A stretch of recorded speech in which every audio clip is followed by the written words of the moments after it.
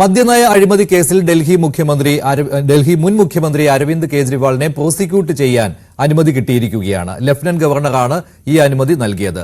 ഡൽഹിയിൽ തെരഞ്ഞെടുപ്പ് പ്രഖ്യാപനത്തിന് ഏതാനും ദിവസങ്ങൾ മാത്രമാണ് ബാക്കി നിൽക്കുന്നത്. അതിനിടെയാണ് ഇപ്പോൾ അരവിന്ദ് കെജ്രിവാളിനെ പ്രോസിക്യൂട്ട് ചെയ്യാൻ അനുമതി കിട്ടിയിരിക്കുന്നത്. 2 മാസത്തിനുള്ളിൽ 2025 ഫെബ്രുവരിയിലാണ് ഡൽഹി നിയമസഭാ തെരഞ്ഞെടുപ്പ് നടക്കുക. 4ാം വിജയം തേടി മത്സരിക്കുന്ന ആം ആദ്മി പാർട്ടിയെ നയിക്കേണ്ടത് അരവിന്ദ് കെജ്രിവാളാണ്.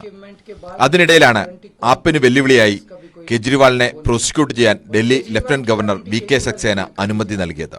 ഡിസംബർ 5-നാണ് കെജ്രിവാളിനെ പ്രോസിക്യൂട്ട് ചെയ്യാൻ അനുമതി തേടി ED ഗവർണറെ സമീപിച്ചത്. 2021-22 വർഷത്തെ മദ്യനയ രൂപീകരണത്തിൽ അഴിമതിയുണ്ടെന്ന ആരോപണമാണ് കേസിന് ആധാരം. മദ്യനയ അഴിമതി കേസിൽ ED CBI അന്വേഷണം നടക്കുകയാണ്. ഈ കേസിലാണ് കെജ്രിവാൾ അറസ്റ്റിലായതും പിന്നീട് മുഖ്യമന്ത്രി സ്ഥാനം രാജിവെച്ചതും. ഇടക്കാല ജാമ്യം തേടിയാണ് കഴിഞ്ഞ ലോക്സഭാ തെരഞ്ഞെടുപ്പ് പ്രചരണത്തിനായി കെജ്രിവാൾ എത്തിയത്. പിന്നീടാണ് അദ്ദേഹത്തിന് സുപ്രീംകോടതി ജാമ്യം അനുവദിച്ചത്. വീണ്ടും ഒരു തെരഞ്ഞെടുപ്പിന്റെ പടിവാതിക്കൽ നിൽക്കുമ്പോൾ കെജ്രിവാളിനെതിരായ മദ്യനയ അഴിമതി കേസ് ചർച്ചയാവുകയാണ്. National desk, news 18.